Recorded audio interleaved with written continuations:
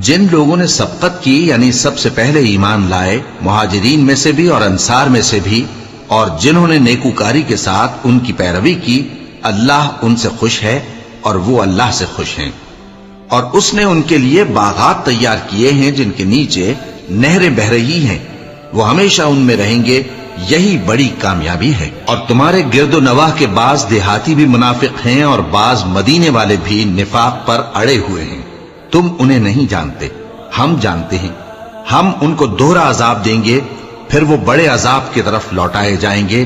اور کچھ دوسرے لوگ ہیں کہ اپنے گناہوں کا صاف اقرار کرتے ہیں، انہوں نے اچھے اور برے اعمال کو ملا جلا دیا تھا، قریب ہے کہ اللہ ان پر مہربانی سے توجہ فرمائے، بے شک اللہ بخشنے والا ہے، مہربان ہے۔